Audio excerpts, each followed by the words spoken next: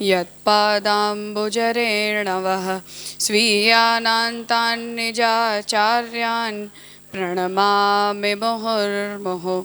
यदनुग्रहतो जन्तुः सर्वदुःखातिगो भवेत् तमहं सर्वदा वन्दे श्रीमद्वल्लभनन्दनम्।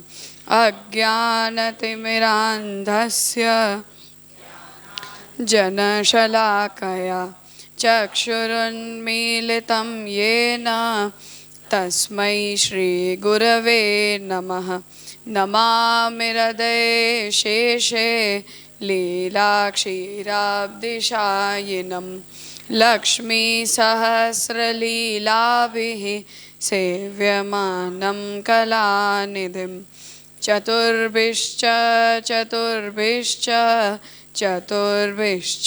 त्रिभिस्तथा षड्भिर्विराजते योऽसौ पंचधार हृदये मम।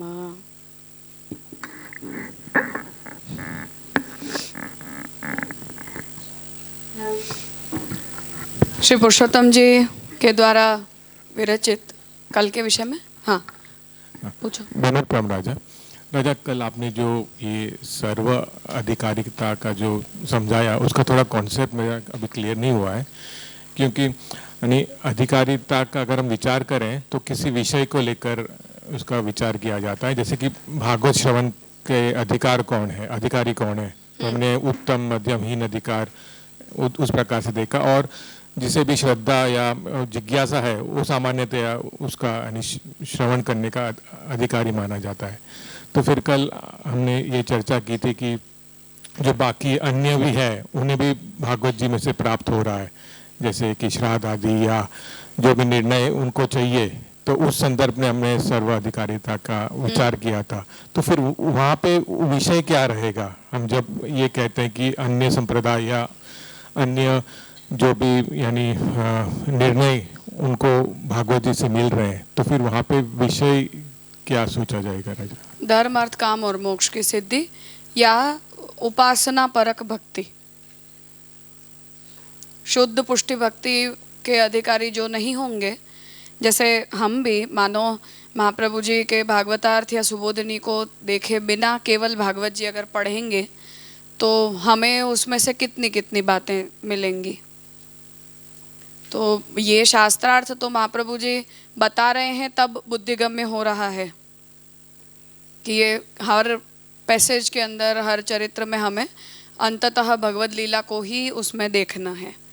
परंतु यदि ऐसी दृष्टि हम महाप्रभु जी की तरफ से न रखते हों और स्वतंत्र रूप से यदि हम भागवत जी का अवलोकन केवल चरित्र के आधार पर करेंगे या अपने कर्तव्य के आधार पर हम करेंगे, तो कृष्ण भक्ति या विष्णु भक्ति हमें समझ में आ सकती है, परंतु उसका निर्गुण निष्काम निरुपाधिक स्वरूप जो है वो समझ में आना मुश्किल है। बहुत उत्तम अधिकारी हो और स्वतः भगवत प्रेरणा से उसे ऐसा समझ में आ जाए तो हो सकता है। असंभव है ऐसा हमें नहीं कहना चाहिए, पर कठिन है इतना जरूर कह सकते हैं। इसलिए अन्य पुराणों का जैसे हम अवलोकन करते हैं तो उससे हमें अपने अपने इष्ट देवता के महात्म्य का ज्ञान होता है, उनके स्वरूप का ज्ञान होता है, उनके चरित्रों का हमें एक सामान्य बोध मिलता है, उनकी शक्ति का ज्ञान होता है, या ऐश्वर्य आदि षड धर्मों का भी ज्ञान हो सकता है, या ध्रुव जी, प्रहलाद जी वगैरह ने जैसे एकनिष्ठ भगवत आराधना की है उस प्रकार की अनन्यता भी समझ में आ सकती है। परंतु सर्वथा निरुपाधिक जो स्वतंत्र भक्ति है उसे निकाल पाना एक सामान्य व्यक्ति के लिए कठिन हो सकता है।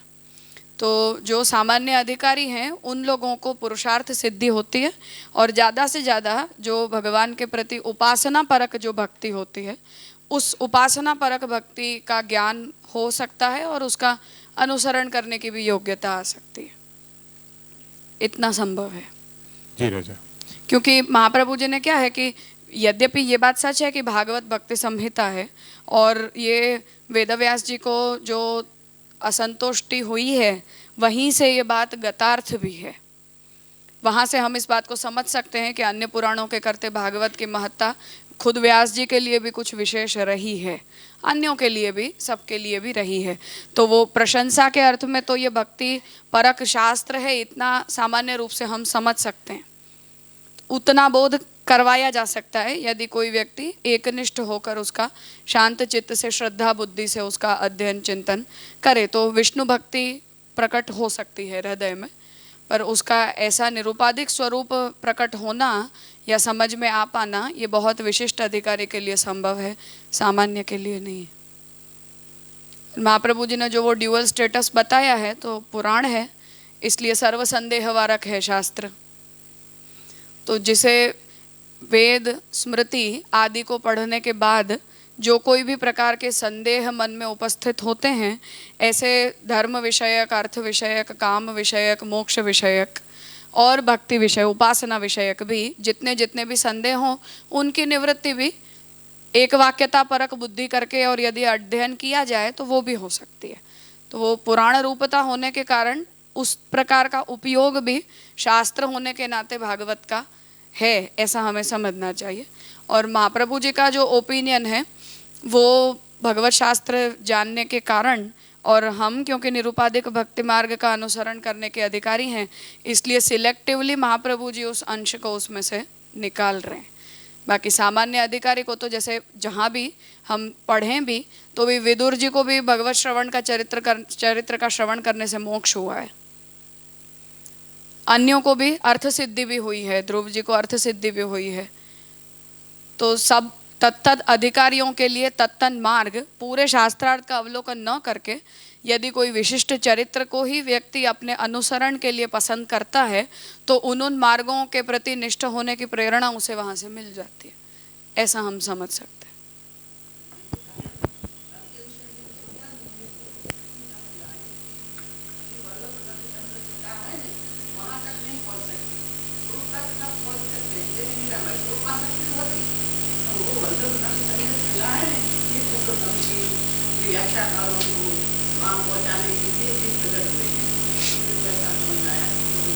हाँ सही बात है, क्योंकि वो मूल अर्थ को निकाल पाना ये एक सामान्य अधिकारी के लिए कठिन है, इसमें कोई शंका नहीं है।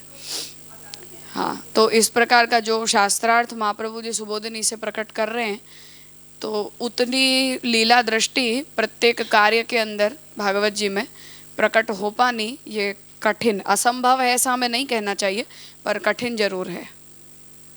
राजा, जो एक टाइटल था भागवत स्वरूप विषय शंका, तो मेरे मन में ये था कि भागवत भगवान का नामात्मक स्वरूप है, इस विषय में किसी को शंका होए, लेकिन ये तो फिर कुछ अलग था, टाइटल से मैं ऐसा समझी थी। तो इस विषय में ऐसा कोई उनको पूर्व पक्ष नहीं है कि ये नामा सब लोग एक्सेप्ट करते हैं? नहीं करते हैं।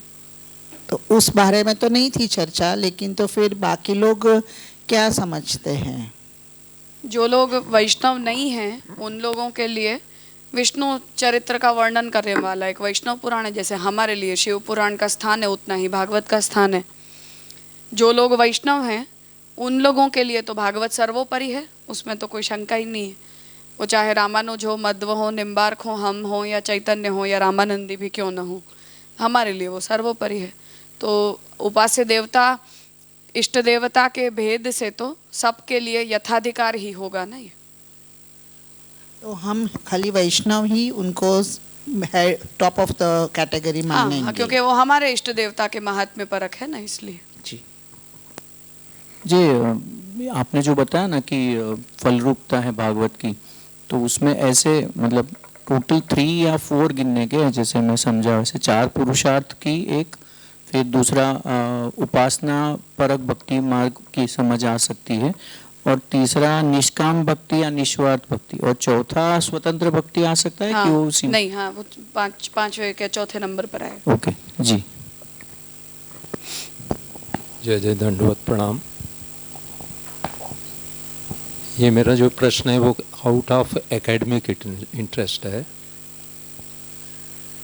जो पूर्व पक्षी जो शंका करते हैं उसके प्लेटफॉर्म के बारे में, एक तो प्लेटफॉर्म होता है कि भाई आप शास्त्रार्थ कर लीजिए, आ जाइए, आपका क्या पक्ष है रख दीजिए, हम रख देते हैं, जो जिसको निरुत्तर कर दे उसकी बात जो निरुत्तर कर रहा है उसकी बात माननी पड़ेगी। जैसे अपने महाप्रभु जी ने किया कि साकार ब्रह्मवाद का स्थापन के लिए वो शास्त्रार्थ किया और सबको निरुत्तर कर दिया। एक तो ये हो गया। दूसरा, शंका का माध्यम हो सकता है साहित्य, अवेलेबल साहित्य, कि मान लीजिए कोई विषय है, उसके लिए अवेलेबल साहित्य है, उसको हम देखते हैं और हम उससे एग्री नहीं करते हैं, तो उनकी हम या शंका करते हैं या फिर वो हमारी बात पे शंका करते हैं। इस तरीके से मैटर आगे बढ़ता है। तीसरा इस तरह से होता है कि कोई शंका ना करे, हम अपनी तरफ से ही एक कोई इस तरह से पॉसिबिलिटी कर लेते हैं कि इस तरह की भी शंका हो सकती है, तो इसको अभी यहीं पर इसको इंट्रोड्यूस कर देते हैं। तो इस तरह से 3 आता है। अब ये जो पुरुषोत्तम जी ने जो इसमें किया है, ये जो शंका हुई है पूर्व पक्षी की, तो ऐसा लगता है कि वो पुरुषोत्तम जी ने जो अवेलेबल साहित्य, ऐसा तो नहीं लगता कि कोई संवाद हुआ हो या कोई शास्त्रार्थ हुआ हो इस विषय के ऊपर, उन्होंने साहित्य देखा होगा और उन्होंने कहा कि ये तो बात ठीक नहीं है, उसका खंडन करना जरूरी है। तो उन्होंने फिर खंडन करके ये सारा किया, उनकी जो जो था उसको किया। अब इसमें एक चीज ये आती है कि जो अवेलेबल साहित्य था उसके हिसाब से पुरुषोत्तम जी ने उस सबका खंडन करके और निष्कर्ष में ये आया कि महाप्रभु जी का ही अपनाया, क्योंकि हम उस मार्ग के हैं, तो महाप्रभु जी का वो करके उसका समापन किया। अब वो तो एक टाइमलाइन थी। उसके बाद भी जो दूसरे मार्ग वाले हैं, उनके जो प्रवर्तक हैं, उन्होंने इस विषय को देखा होगा और उसमें भी उनकी भी कुछ शंकाएं होंगी, क्योंकि नॉर्मली होता यह है कि हम जिस संप्रदाय के हैं उसके जो प्रवर्तक हैं हम उसी की बात मानते हैं। तो मान लो जैसे आपने बताया दूसरे संप्रदाय वाले हैं, वो अपना पक्ष रख रहे हैं, अभी इतना खंडन करके हमने कुछ इस्टेब्लिश कर दिया। अब उसके बाद पुरुषोत्तम जी के बाद टाइमलाइन के अंदर इसके ऊपर अवेलेबल साहित्य तो होगा, लोग इसको मानते भी हो नहीं मानते हो। जो अपने मार्ग के प्रवर्तक की बात करेंगे, हम तो इसको नहीं मानते, ठीक है, आप महाप्रभु जी के संप्रदाय के हो तो हम तो इसको नहीं मानते, वो अभी भी इस पे शंका कर सकते हैं।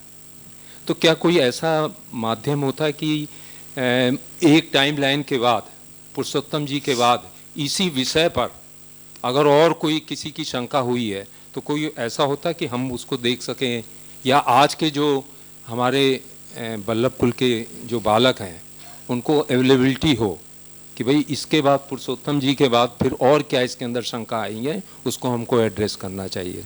तो इस तरह का कुछ रहता है कि बस हम लोग ये, चूंकि हमारी श्रद्धा है, हमारे विश्वास है, नहीं, होता है ऐसे रिटर्न पेपर्स के रूप में भी ये सब विषय चर्चा में रहते हैं और प्रवचन वगैरह में भी कुछ कुछ बातें कभी कभी बोली जाती हैं।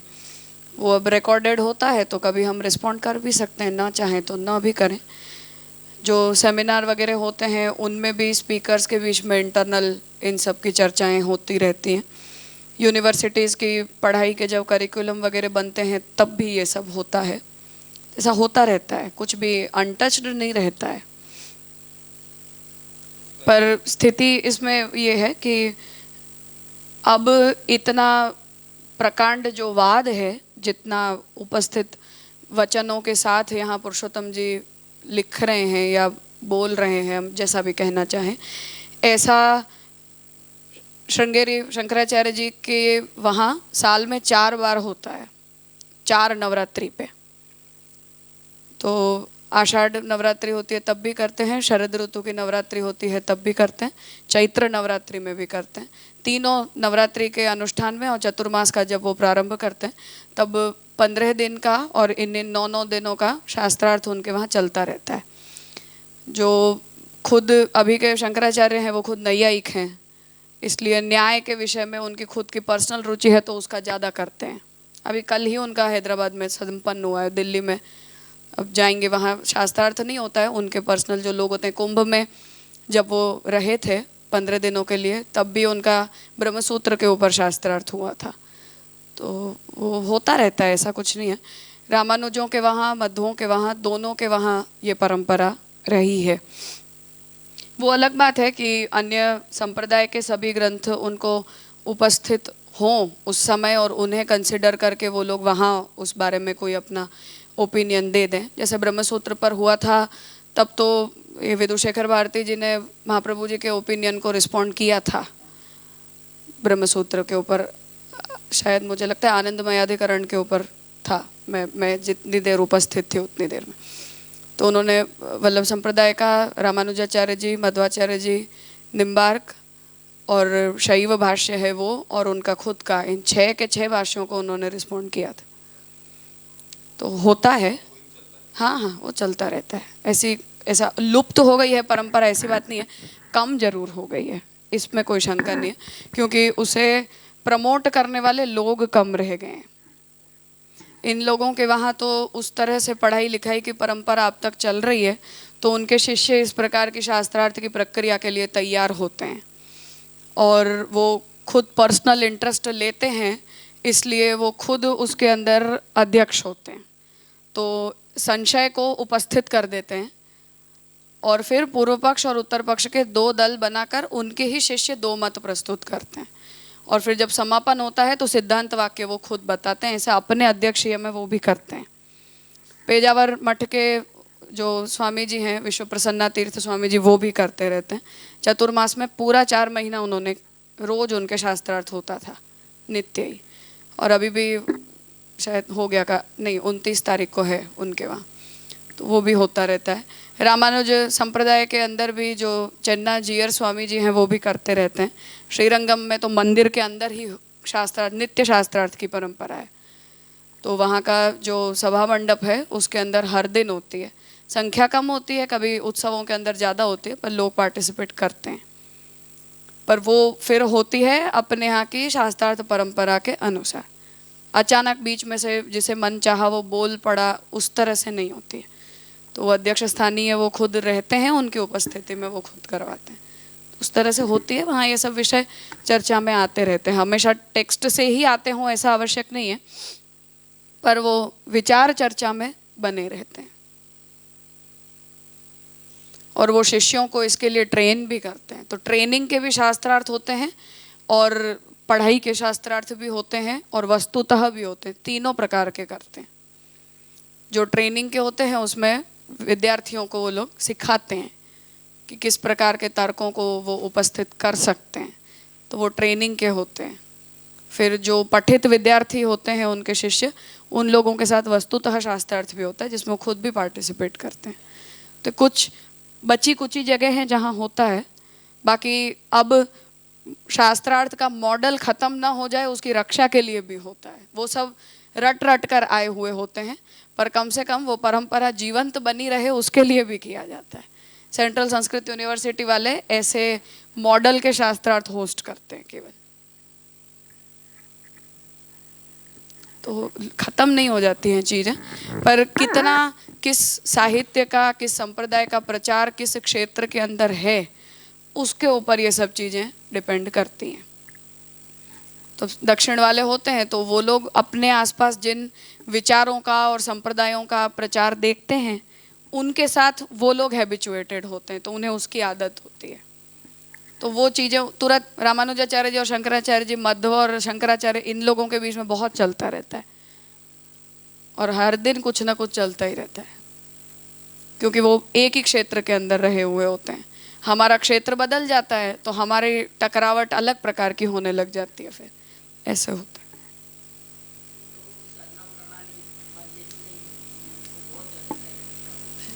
टाइम वाली बात तो नहीं है, पर एक बात तो ये है कि नहीं, ऐसा नहीं है। वो लोग खुद सन्यासी हैं, उनका अर्चन की जो प्रक्रिया है वो हमसे डबल लेंदी है।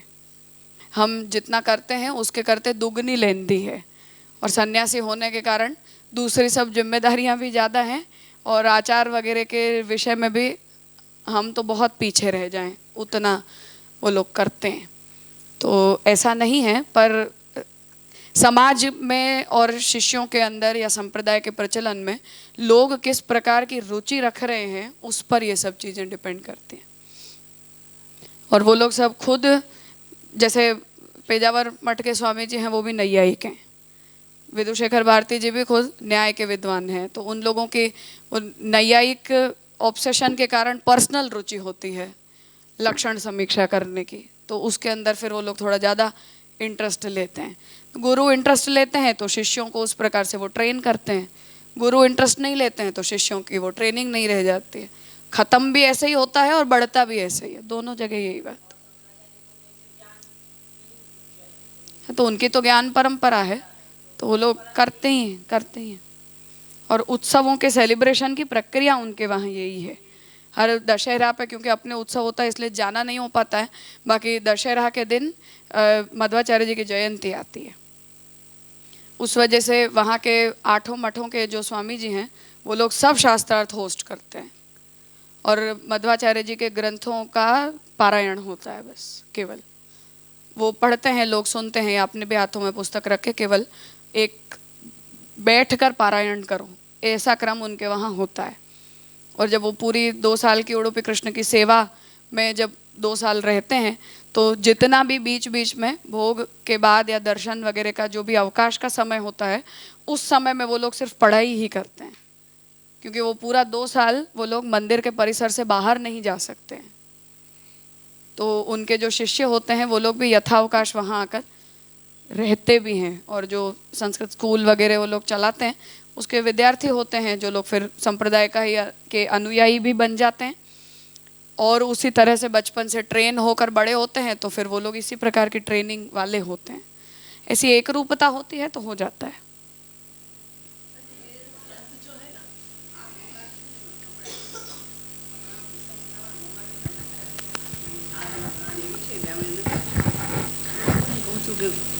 સેવામાં કેટલા જોડેલા હોય છે? આ 25 જણ, તો સંપ્રદાય તો કેટલો મોટો છે, તો કોઈને ટાઈમ નથી એવું થોડું છે.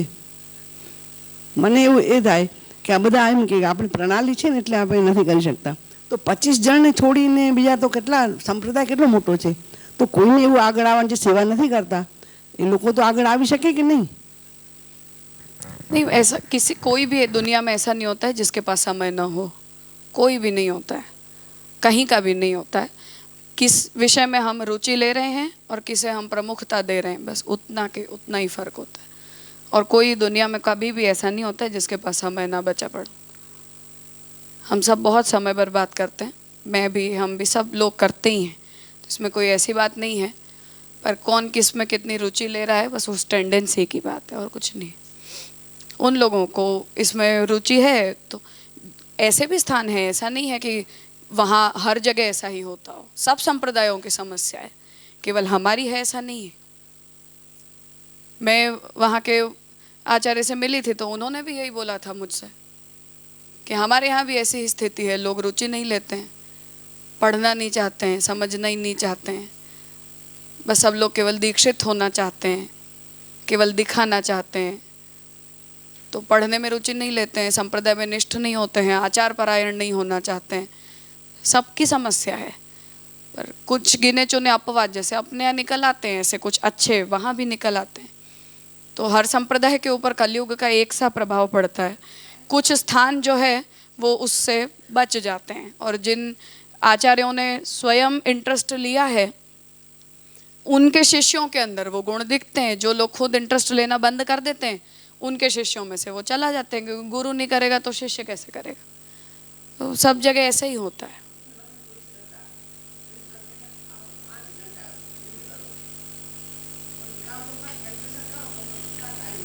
नहीं, सही बात है, सब रुचि की बातें हैं, ये सब इंटरेस्ट हमारा किस में कितना है उसका है, कुछ नहीं।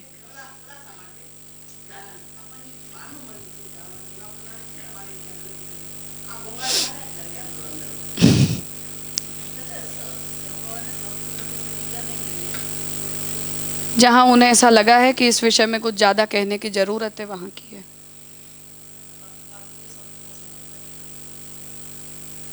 बाकी उनकी प्रायोरिटी में है जो चीज़ें, जिसमें ऐसा होता है कि इतना कंपलसरी है वो पहले हो जाता है, बाद में कर लेना। और जहाँ ऐसा होता है कि अभी पहले कुछ और ज़्यादा ज़रूरी करना बाकी है तो वो पहले हो जाता है।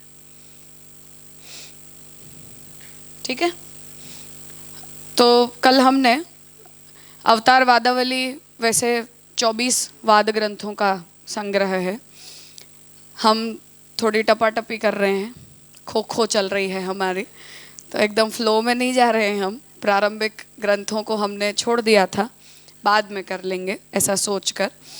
इसलिए भक्ति रस, भक्ति उत्कर्षवाद, उसके बाद फिर तीसरा हमने भागवत स्वरूप विषयक शंका निरासवाद।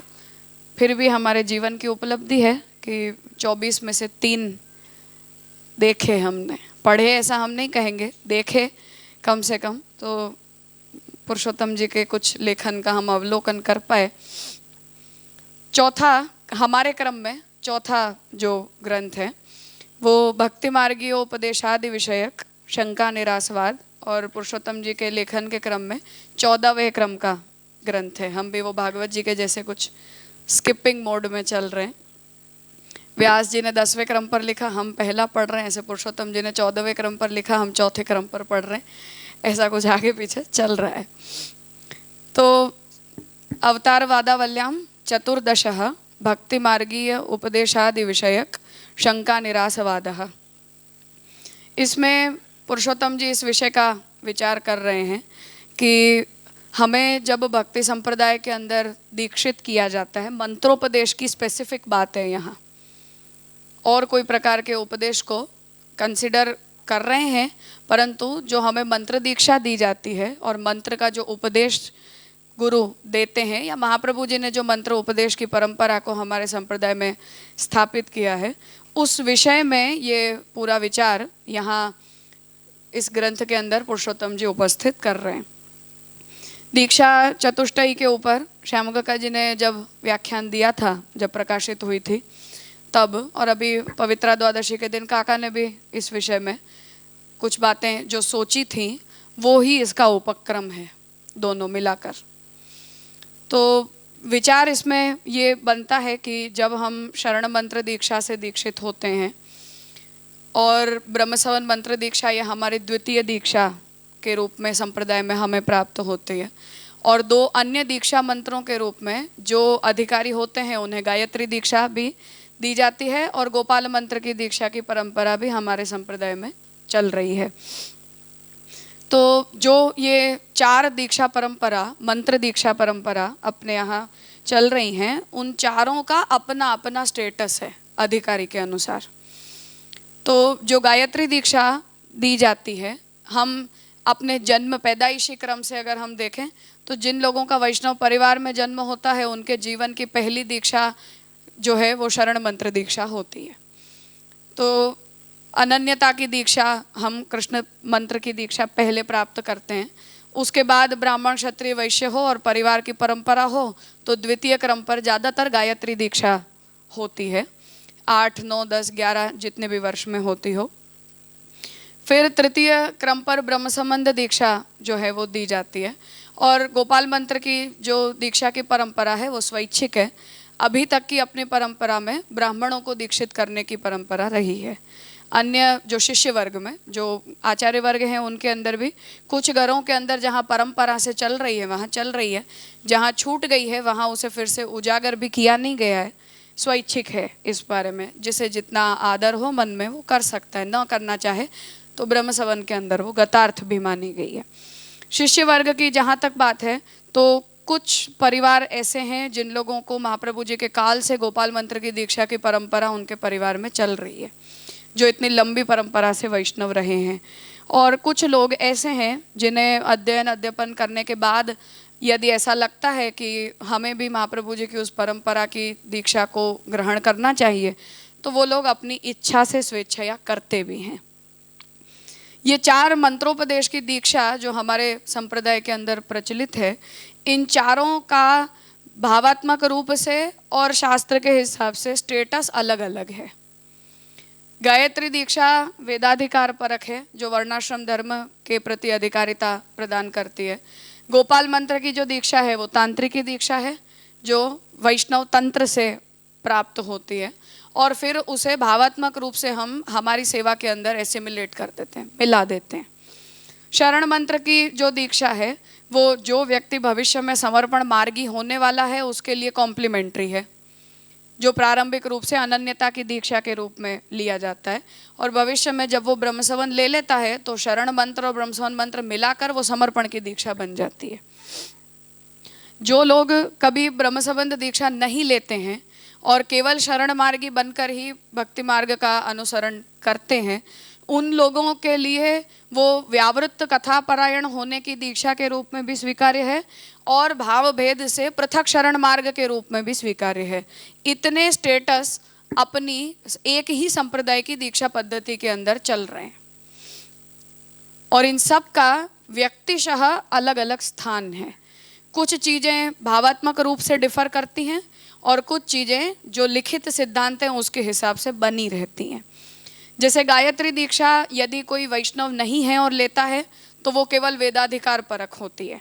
हम जब गायत्री से दीक्षित होने के बाद ब्रह्म संबंध दीक्षार्थी बनते हैं तो गायत्री दीक्षा का भी जो वह हमारा वर्णाश्रमाधिकार है वो भी समर्पण बुद्धि से उसका भगवत विनियोग के लिए ही गायत्री दीक्षा होती है। केवल वर्णाश्रम धर्म के निर्वाहार्थ गायत्री दीक्षा हमारे यहाँ नहीं होती है। तो हम हमारे वर्णाश्रमाधिकार का भी भगवत समर्पण करते हैं अगर समर्पण मार्गी हम बन रहे हैं तो। अगर नहीं बन रहे हैं तो उसका फिर से एक अलग स्टेटस हो जाता है। गोपाल मंत्र की जो दीक्षा है उस विषय में भी अपने यहाँ दोनों परंपराएं चलती हैं। कुछ लोगों का ये कहना है कि हमारे मंत्र में केवल गोपी जन वल्लभ इस शब्द को ब्रह्मसन मंत्र में जब हम जोड़ देते हैं तो उसके उतना शब्द जोड़ देने मात्र से वो गोपाल मंत्र उसके अंदर जुड़ जाता है, जिससे परंपरा के निर्वाह का कर्तव्य भी संपन्न हो जाता है। प्रभु की तरफ से महाप्रभु जी को जो मंत्र प्राप्त हुआ उसका स्वतंत्र भक्ति परक स्टेटस भी बना रहता है और दोनों की भावना तो अंततः एक ही होती है, इसलिए स्वतंत्र दीक्षा की कोई आवश्यकता रह नहीं जाती। ये भी एक प्रक्रिया है।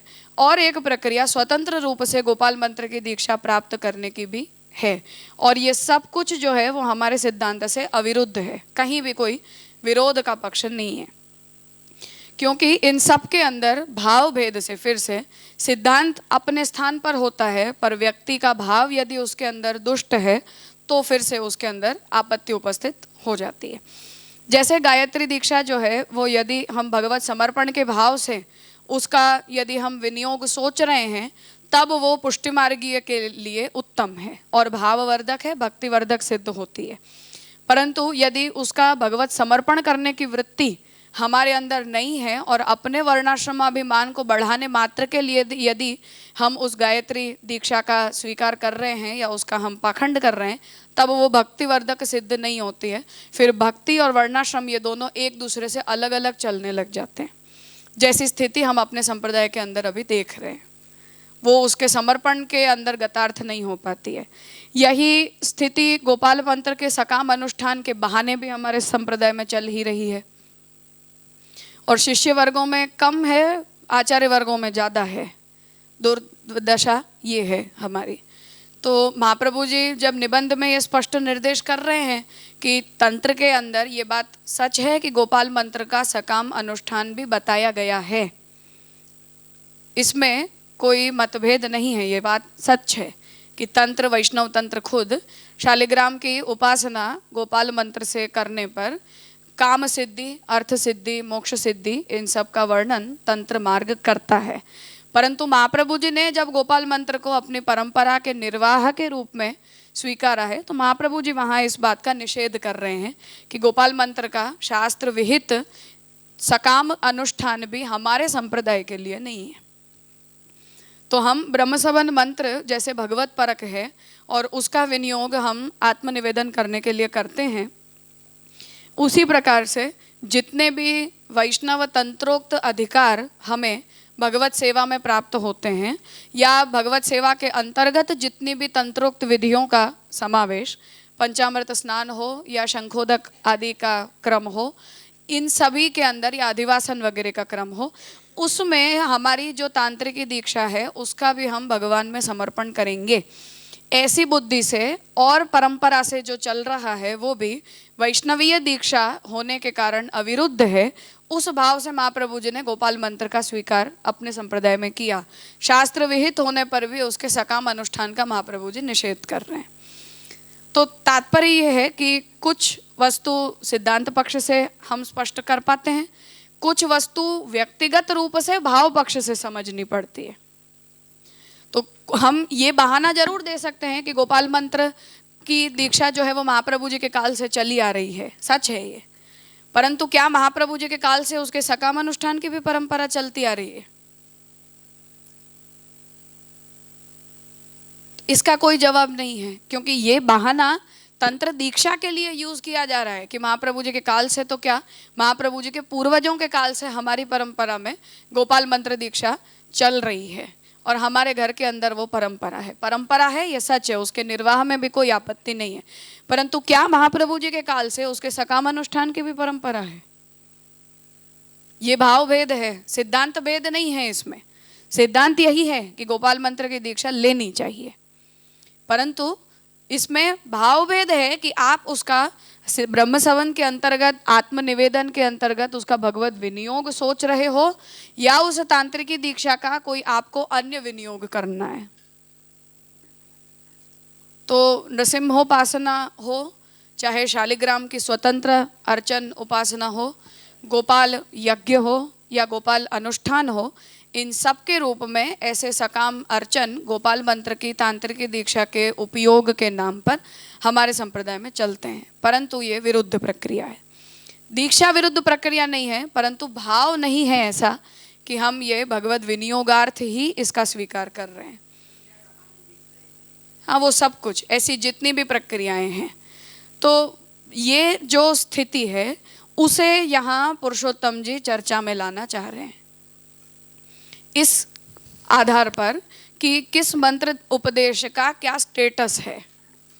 जैसा कल हमने शास्त्रों के स्टेटस को लेकर देखा कि यदि हम स्थान की स्पष्टता अगर हम करते हैं तो वेद सर्वोपरि है, स्मृति और पुराण और तंत्र ये तीनों मध्यम और कनिष्ठ कोटि के ऊपर आते हैं। अब आपका ऑब्जेक्ट क्या है उसके अंदर? शास्त्र का अपना एक स्थान है।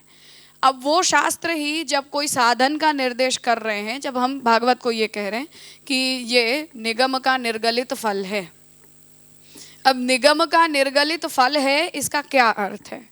तो कल पूर्व पक्ष हमारे सामने ये आया कि अंत्यजों के लिए बनाया गया था, क्योंकि जिन लोगों का वेदाधिकार नहीं होता है उन्हें पुराण और स्मृति धर्मों का अनुसरण करने की आवश्यकता पड़ती है। उसी तरह से तंत्र की भी स्थिति है। कुछ कर्म अपने यहाँ मिश्र प्रकार के भी होते हैं, जैसे संध्या वंदन का जो कर्म है वो कर्म स्मार्त है, परंतु उसके अंदर मंत्र श्रौत हैं। ऐसी मिश्र भी एक प्रक्रिया है। कुछ मंत्र वैदिक मंत्र हैं और कुछ मंत्र स्मृति मंत्र हैं, और वो कर्म स्मृति का मंत्र कर्म माना जाता है, वैदिक कर्म नहीं माना जाता है। तो वो स्मार्त है, कर्म स्मार्त है। कुछ मंत्र वेद के हैं, कुछ मंत्र स्मृति के हैं। फिर से वहाँ अधिकार भेद से उसका डिस्क्रिशन किया जाता है। जैसे सूतक काल वगैरह में भी जब संध्या की जाती है तो अर्घ्य पर्यंत की जाती है। वहाँ इस बात की सावधानी रखी जाती है कि वो वैदिक पक्ष को छोड़ दिया जाता है, स्मार्त पक्ष का अनुसरण कर दिया जाता है। हाँ, सूतक में भी तो वो मानस पूजा की जो प्रक्रिया होती है उस प्रकार से संध्या वंदन का जो कर्म है वो सूतक काल में भी अर्घ्य पर्यंत की संध्या करते हैं। मंत्र का जीभ से उच्चारण नहीं करते हैं, क्योंकि वो हमारी वाणी, हमारा देह है, उस स्थिति में अपवित्र होता है। तो मन से, हाँ, ऐसी संध्या वंदन का ऐसा ही नियम है सूतक काल में, या कभी भी हम ज़्यादा अपवित्र स्थिति में हों, उस स्थिति में कभी ज़्यादा बीमार हों और हमारे हाथ पैर न चल पाते हों, ऐसी स्थिति में तो संध्या के कर्म को लेकर शास्त्र ये कहता है कि जब तक भी हमारे पैरों के अंदर उठने का सामर्थ्य हो तब तक त्रिकाल संध्या का विधान है। जब हम खड़े ही ना हो पाता हो, कोई व्यक्ति बेड रिडन हो जाए, हाथ पांव कट जाएं, ऐसी कोई स्थिति बन जाए, बीमारी आ जाए, तो ऐसी फिर स्थितियों में शरीर की अपवित्रता और अयोग्यता को देखते हुए ऐसे प्रकल्पों का चयन किया जाता है। उसमें ये ड्यूअल स्टेटस सोचे जाते हैं कि क्या स्मार्त अंग है और क्या श्रौत अंग है। तो ऐसी बहुत सी विधियां हैं जिनके कुछ ड्यूअल स्टेटस हैं, जिनके कोई सिंगुलर स्टेटस हैं, जिनके वैकल्पिक स्टेटस हैं, जिनके आपवादिक स्टेटस हैं, और उन सब का जो लोग उसका अपने दैनिक जीवन में अनुष्ठान करते हैं उन लोगों के सामने ये सब विचार उपस्थित होते हैं कि इस स्थिति में अब क्या किया जाए। जैसे ये पंचामृत का क्रम हो फॉर एग्जाम्पल, अब हमारे वहाँ पुष्टि मार्गीय सेवा के अंदर चारों जयंती के ऊपर ठाकुर जी को पंचामृत होते हैं, शालिग्राम जी को होते हैं, ठाकुर जी को जो है वो केवल जन्माष्टमी के दिन होते हैं, अन्य दिनों में ठाकुर जी को पंचामृत नहीं होते हैं। अपवित्रता हो जाए वो अलग स्थिति है, पर 4 जयंतियों पर शालिग्राम जी को पंचामृत करवाने का क्रम है, ये तंत्रोक्त है, भक्ति मार्गीय क्रम नहीं है, तंत्रोक्त विधि है। अब ये जो तंत्रोक्त विधि है इसका मानो कोई पुष्टि मार्गीय वैष्णव अधिकारी नहीं है, या कोई आपवादिक स्थिति में करने वाला व्यक्ति वहां उपस्थित नहीं है, घर में अनुपस्थिति है किसी भी कारणवशात, उस स्थिति में उस क्रम का निर्वाह कैसे किया जाए, ये फिर से वो ड्यूअल स्टेटस वाली बात है। तब हम मुख्य कल्प और अवान्तर कल्प का चयन करते हैं कि अपने यहाँ भक्ति मार्गीय सेवा जो है वो प्रमुख कल्प है, तंत्रोक्त जो समर्पण है वो उसका सेकेंडरी प्रकल्प है, तो उसको हम स्किप कर देते हैं, उसे हम छोड़ देते हैं। अधिकार ना हो तब भी छोड़ देते हैं, करने वाला उपस्थित ना हो तब भी छोड़ देते हैं। तो कीर्तन मात्र से वो जयंती का क्रम हो जाता है, ठाकुर जी को तिलक हो जाते हैं। अब ये जो चुना जाता है, यहाँ हम उस ड्यूअल स्टेटस को चेक कर रहे हैं, क्योंकि अपने यहाँ की सेवा पद्धति के अंदर तंत्रोक्त अंग भी आ रहे हैं, भागवती या पौराणिक अंग भी, पुराणोक्त धर्म भी आ रहे हैं, और स्वतंत्र रूप से भक्ति मार्गीय अंग भी आ रहे हैं। तो हम भी जो सेवा कर रहे हैं वो तीनों का मिक्स्ड स्टेटस है। इसके अंदर जब भी चयन करने की बात होती है तब हम मुख्य कल्प और अनुकल्प प्रकल्प इन सब का हम चयन करते हैं कि इस स्थिति में क्या किया जा सकता है और क्या नहीं किया जा सकता है। जैसे सूतक कालीन सेवा, कभी हमें सूतक पड़ जाए, ठाकुर जी की सेवा करने वाला कोई व्यक्ति नहीं है, तो गोकुलनाथ जी ने इसके हमें 3 ऑप्शंस दिए हैं। ये सब भक्ति मार्गीय भावना, शास्त्र परंपरा, ठाकुर जी का देवत्व, इन सब का सम्मिश्रित अंडरस्टैंडिंग है उसके अंदर, एकाकी निर्णय नहीं है। ये विचार कितना करना पड़ता है उसमें। ठाकुर जी हमारे पुत्र नहीं है, ठाकुर जी हमारे बालक नहीं है, हम नंदराई जी यशोदा जी नहीं हैं, हम सेवक हैं, वो हमारे स्वामी हैं। स्वामी के होने के नाते ठाकुर जी देवता भी हैं, देवाधिदेव भी हैं, कृष्ण नंदराज कुमार भी है, और हमारे स्वसेव्य भी हैं, और परब्रह्म भी हैं। ये सब स्टेटस को ध्यान में रखकर हम उनके विकल्पों को सोचते हैं कि इस स्थिति में इन 5 में से किसी की भी मर्यादा का खंडन नहीं होना चाहिए, कोई भी मर्यादा इसमें भंग नहीं होनी चाहिए। न देव मर्यादा जानी चाहिए ठाकुर जी की, न नंदराज कुमार होने के नाते हमारा जो भावात्मक पक्ष है उसकी भक्ति मार्गीय मर्यादा जानी चाहिए, न हमारे जो सेव्य हैं वो हमारे स्वामी हैं, इसलिए सेवक होने के नाते स्वामी के सुखोपचार का विचार करना ये हमारा धर्म है, तो वो कर्तव्य के नाते भी उस मर्यादा का भी भंग नहीं होना चाहिए। तो इन 3-4 स्टेटस को ध्यान में रखकर गोकुलनाथ जी इन सब विषयों का विचार करते हैं कि स्थिति में हम क्या करें। तो वहां प्रथम कल्प हमें ये दिया गया है कि हमारा कोई संप्रदाय का ही व्यक्ति ठाकुर जी की सेवा को पहुंचने वाला होना चाहिए, जो महाप्रभु जी की ही दीक्षा से दीक्षित हो। यहाँ क्या भाव है, क्योंकि उस स्वरूप के प्रति भाव मर्यादा का भंग नहीं होना चाहिए। जो भी व्यक्ति सेवा पहुंचेगा वो उस स्वरूप के प्रति क्या भाव रखेगा, पहला सवाल। हम जो भाव रख रहे हैं उस प्रकार के भाव से यदि वो ट्रेंड है वो व्यक्ति, तभी वो हमारे सेवे की सेवा करने के लिए योग्य है, अन्यथा नहीं है। तो ये प्रमुख कल्प है कि हमारे ही संप्रदाय से, महाप्रभु जी की ही भाव परंपरा से दीक्षित हो और हमारा आत्मीय हो, स्वीयान भक्तान प्रदर्शयेत की नीति से, ये हमारा प्रमुख कल्प है। प्राइमरी कंसिडरेशन ये होना चाहिए, जिससे देव मर्यादा भी निभती है, सांप्रदायिक मर्यादा भी निभ जाती है।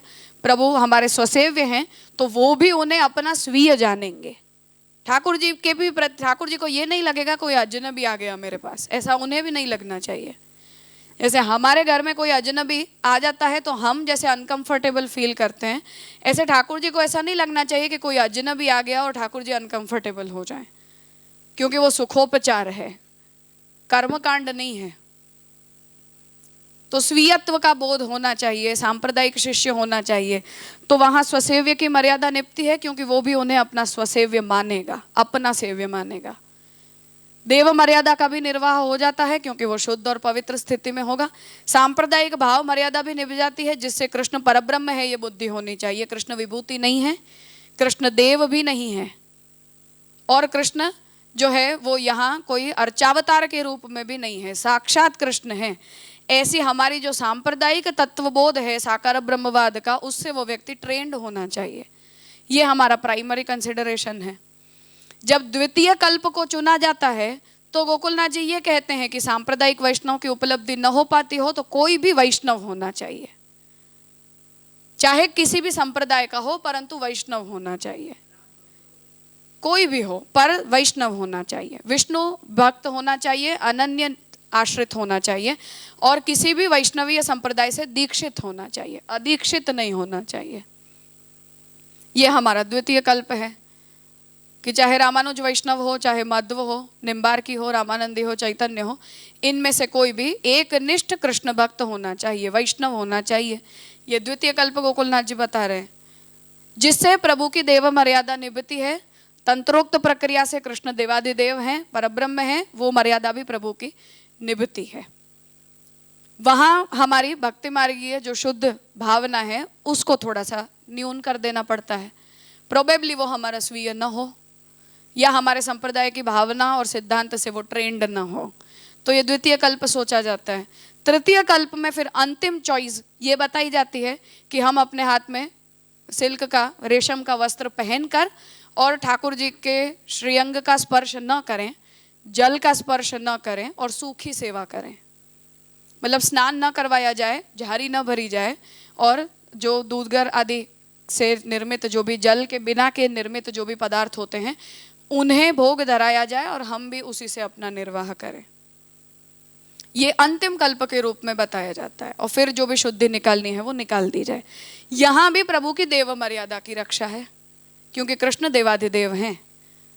तो हम जिस प्रकार की अपवित्र अशुद्ध दैहिक अवस्था में हैं, उस अपवित्र दैहिक अवस्था में वो हमारे बालक नहीं हैं कि हम चाहे ऐसे उनका स्पर्श कर जाएं, जो चाहें वो उनके साथ व्यवहार कर जाएं। तो प्रभु देवाधिदेव हैं और हम उनके सेवक हैं, वो हमारे स्वामी हैं। इसलिए वो स्वामी सेवक की मर्यादा को ध्यान में रखते हुए नंदराज कुमार को परिश्रम है क्योंकि वहाँ हमारी वो भक्ति मार्गीय भावना का निर्वाह नहीं हो पा रहा है, परंतु समर्पण बुद्धि से हम वो जैसा उनकी सेवा हम पहुँच रहे हैं ऐसे ही हम भी अपना निर्वाह करेंगे। तो आत्मनिवेदन का जो अंतिम स्वरूप है, कम से कम कनिष्ठतम स्वरूप है, उसका निर्वाह हम उस आपवादिक स्थिति में कर पा रहे हैं। इसे ध्यान में लेते हुए वो तंत्रोक्त प्रक्रिया से कृष्ण की देवादिदेव रूपता, भागवत के अनुसार कृष्ण की परब्रह्म रूपता, हमारे स्वसेव्य और हमारे आत्मनिवेदन का धर्म, इन सबको प्रोटेक्ट करते हुए ये तृतीय और अंतिम कल्प हमें दिया जाता है। तो भी सूखी सेवा हो, प्रभु उसका विनियोग करें, ये अंतिम कल्प है। तो तात्पर्य ये है इसमें कि यहाँ कंसिडरेशन किन किन स्टेटस का है, मैं केवल वो डिस्कस करना चाह रही हूँ कि हमारे सेवा में और हमारे प्रभु के साथ के हमारे संबंध का एक स्टेटस नहीं है, एक स्टैंडर्ड नहीं है, क्योंकि हम भी एक स्टैंडर्ड पर जीते नहीं हैं।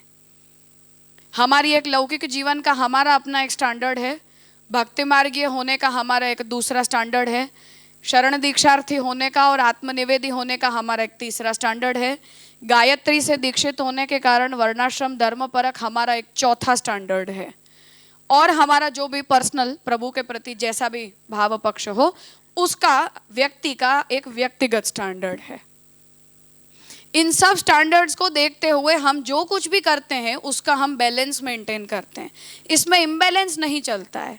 उसमें हम मुख्य कल्प का, अवान्तर कल्प का, विकल्पों का हम चयन करते हैं और ये सब चयन इसलिए करने पड़ते हैं या साधना प्रणाली में या हमारे दैनिक जीवन में आवश्यक होते हैं क्योंकि प्रभु भी हमारे साथ इन सभी प्रकार के व्यवहारों से चलते हैं। तो जब हम संध्या वंदन का कर्म करते हैं या कोई भी वर्णाश्रम धर्म परक धर्म करते हैं तब उसके द्वारा हम हमारे सेव्य को ही उसका उस धर्म का भी विनियोग करते हैं। तो कोई पुष्टि मार्गी जब गायत्री दीक्षित होने के कारण संध्या वंदन करेगा या ब्रह्मचर्य होम करेगा या मानो महाप्रभु जी आदि अग्निहोत्र भी महाप्रभु जी ने किया है, महाप्रभु जी ने सोम याग भी किया है, तो जो श्रौत धर्म है उनका भी जब अनुष्ठान किया है तो वो सब भी गोपीजन वल्लभ प्रीत्यर्थ किया जा रहा है। तो वो यज्ञ कर्म से भी भगवान उसका अंगीकार कर रहे हैं जो पुष्टि मार्गीय विधि से नहीं किया गया है, श्रौत विधि से किया गया है। तो जब हम श्रौत विधि से कर रहे हैं तो पहुंच रहा है नारायण को पहुंच रहा है या हमारे सेव्य को पहुंच रहा है?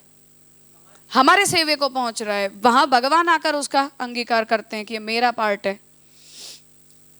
वहां हम ब्रह्म संबंधी होने के कारण आत्मनिवेदन की जब भावात्मक रूप से प्रमुखता रखते हैं तो भगवान उसका अंगीकार करते हैं, नहीं तो श्रौत विद्या का प्रामुख्य हो जाता है। अगर हमारा भाव नहीं है वहां तो डिवीजन हो गया, वहां वो उसमें एसिमिलेट नहीं हो पाई हमारी एक आइडेंटिटी।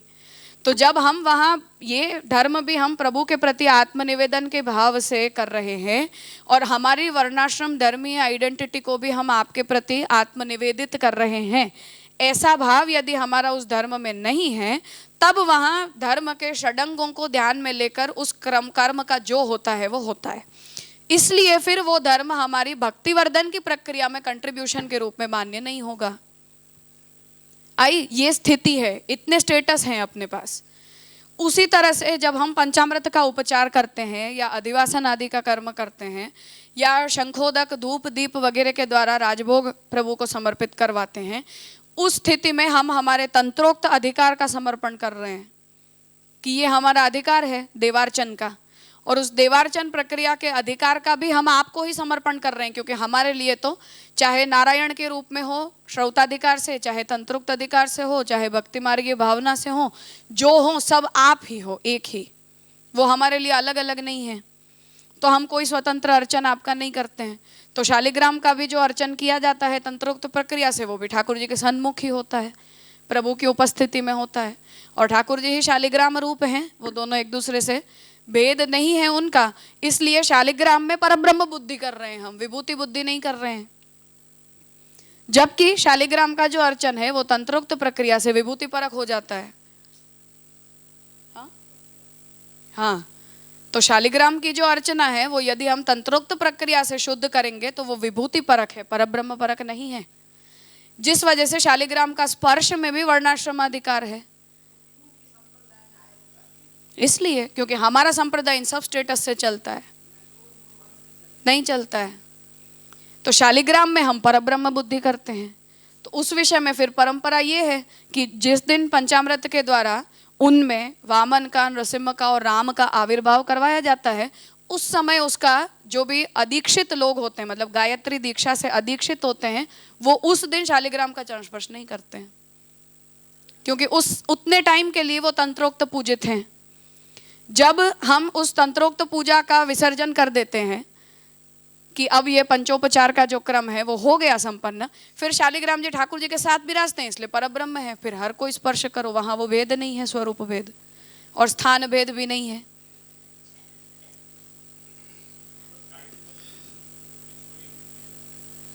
ब्राह्मण, क्षत्रिय और वैश्य पुरुष को, हाँ, और जहां फिर पारिवारिक परंपरा को भी देखना पड़ता है। पिता आदि को भी वो परंपरा यदि जीवंत है तो करते हैं, अन्यथा प्रायश्चित करके फिर करते हैं कुछ कंडीशंस में।